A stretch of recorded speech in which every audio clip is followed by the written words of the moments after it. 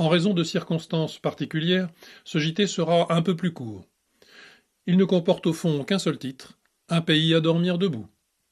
Logique pour un pays qui a accueilli récemment des nuits à dormir debout, dont le ridicule et la nullité achevée n'en sont pas moins l'exact reflet de ceux qui parlent tout seuls, dans les têtes qui pensent bien comme il faut, et qui se répandent sans discontinuer sur tous les canaux médiatiques, saturant l'espace public comme nulle propagande concentrée n'a jamais réussi à le faire. Kim Jong-un n'est pas seulement arriéré, il joue petit bras. Ils sont aussi le reflet exact du vide intersidéral qui fait office de fond aux têtes contaminées par l'immense entreprise d'entrisme, façon trotskiste sur fond de gramscisme, qui a réussi à phagocyter jusqu'à nos institutions, école et justice en tout premier lieu, avec la bénédiction d'une modernité technico-marchande, trop heureuse de trouver pareil gogo à son service. Le gauchisme culturel, cette quintessence de l'idiotisme utile, n'a d'efficace que pour autant qu'il sert une toute autre entreprise. Sans quoi, il est d'une telle sottise, d'une telle inculture, et d'une telle suffisance qu'il ne mériterait que l'ignorance. Mais voyons ce que l'actualité nous amène aujourd'hui. Tout d'abord sur France 2, au journal, un beau reportage au château, l'autre soir. Il s'agissait de présenter un prochain internat de la déradicalisation, internat flambant neuf, dans le cadre d'une très belle et ancienne propriété. Rien n'est trop beau pour sauver nos pauvres égarés, qui pensent que le Coran est un livre à prendre au pied de la lettre. Tout cela fera des emplois de plus, c'est à noter. Combien ça coûte, ça, c'est une autre question que l'on ne posera pas. Au point où nous en sommes, un peu plus, un peu moins, peu importe. Quant au programme de la chose, il est vraiment formidable, même si on ne voit pas très bien en quoi il pourrait déradicaliser qui que ce soit. Activités, ateliers divers, c'est le train-train habituel des animateurs et gentils organisateurs. En vérité, chacun le sait mais entend le nier mordicus jusqu'à la fin. La seule éventuelle possibilité pour obtenir un résultat en la matière, ce serait de totalement désislamiser ces abrutis, comme il faudrait le faire du pays. Mais aussi sans doute les désintoxiquer de toute la crasse médiatico-publicitaire qui leur a servi de vague occupation neuronale à ce jour. Autant dire, mission impossible. Ce qui nous ramène à l'unique véritable solution, qui est nettement plus désagréable, surtout idéologiquement, l'extraction complète et définitive de la société, éventuellement par un séjour définitif sous des cieux plus islamiques. Il n'en manque pas. De l'autre bord, on apprend par l'AFP que 10 séances chez le psychologue ont été provisionnées pour chaque victime de l'attentat de Nice. Il est pas beau notre modèle social. Pendant ce temps, 5 Syriens ont été interpellés à Paris dans la nuit de mardi à mercredi, après avoir voulu acheter des kalachnikovs et avoir photographié le Sacré-Cœur sous toutes ses coutures. Avec un peu de chance, ils font partie des migrants à qui Cazeneuve a serré la paluche. On apprend également que non pas 1 ni 2, mais 3 mineurs d'environ 15 ans ont été arrêtés ces derniers jours, alors qu'ils allaient passer à l'acte. C'est un festival, et le déséquilibrisme n'a plus de limite. Il faut s'attendre à tout, mais n'est-ce pas au fond l'attrait même de la modernité? Belle expression d'un humanisme terminal de la part d'une éminente représentante du syndicat de la magistrature, lors d'un débat entre guillemets parce que débat entre gens d'accord sur tout, comme nos médias en ont le secret.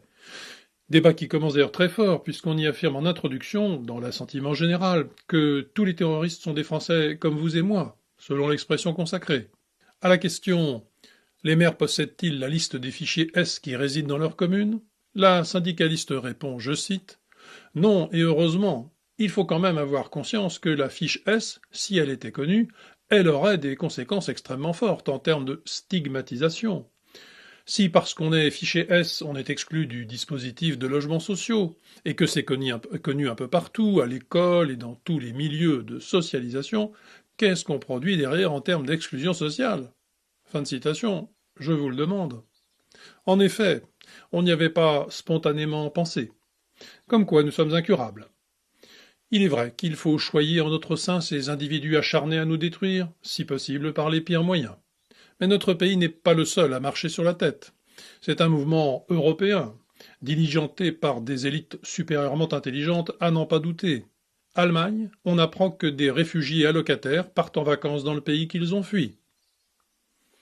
Je cite, selon une enquête de l'hebdomadaire allemand Die Welt am Sonntag, des réfugiés enregistrés en Allemagne, et à ce titre bénéficiaires d'allocations, feraient de courts séjours dans leur pays d'origine. Du moment que c'est court, on ne va pas en faire un drame non plus. Bref, je continue. On note parmi ces destinations la Syrie, l'Irak et l'Afghanistan. Autant de pays dont certains ressortissants obtiennent le statut de réfugiés en Occident, compte tenu des dangers et des persécutions dont ils pourraient être victimes en y vivant. Des pays où les consulats occidentaux recommandent de ne pas se rendre, sinon pour des raisons d'extrême urgence. L'Agence fédérale allemande pour l'emploi évoque pour sa part, je cite, un certain nombre de cas de séjour de migrants au pays. Mais, selon un porte-parole cité par le journal cité tout à l'heure, l'agence est dans l'impossibilité de fournir des statistiques précises. Je cite, « Il n'y a pas de base légale pour cela, aussi nous n'avons aucune information. C'est plus simple comme cela. » C'est mieux, en effet, d'organiser l'ignorance. Les gens ont beau être fermement invités à ne rien voir, on ne sait jamais. La vérité pourrait malgré tout sortir un peu du puits où on l'enfonce à toute force tous les jours. Et puis quoi? Ils retournent au bled, comme tout le monde. Il est où le problème? Il faut tout de même faire attention à certains détails. Par exemple, on apprend que le maire adjoint du Blanc-Ménil, dans le 9-3, en vacances en Algérie, a explosé le forfait Internet municipal de 27 245 €. De retour dans ses terres, il s'est sans doute cru maire adjoint de Bab el-Oued. Propaganda. Citation. Est-ce le moment d'appeler à la disparition des seuls médias attachés à tisser du lien social autour de références communes? N'est-il pas urgent, au contraire, de renforcer le service public, acteur majeur du vivre ensemble? S'interroge le patron de Radio France, Mathieu Gallet. Sans commentaire. Politicaillerie pour finir, distrayante pour changer.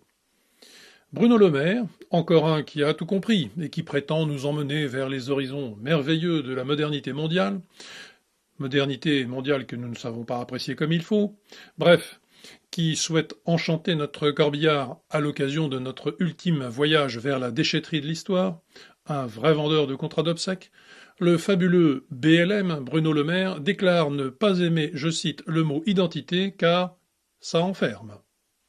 Une vedette, celui-là, décidément, qui pourtant, on se le rappelle, ne se trouvait qu'un défaut, celui d'être trop intelligent. Pour l'heure, il fait plutôt concurrence à Cambadélis qui, pourtant, depuis quelques mois, fait vraiment tout ce qu'il peut pour conquérir la place de champion du monde. À preuve, son dernier tweet, je cite, « Pour qu'un bilan soit bon, il faut rendre visible ce qui est invisible. » Fin de citation. Camba n'a certainement pas lu Daniel Arras. C'est donc soit qu'il a atteint l'ultime illumination franc-maçonne, soit qu'il est mûr pour Sainte-Anne. Sans doute un peu des deux. Il faudra qu'il attaque son employeur, le PS, pour maladie professionnelle. Mais n'en doutons pas, tout ça va très bien se finir.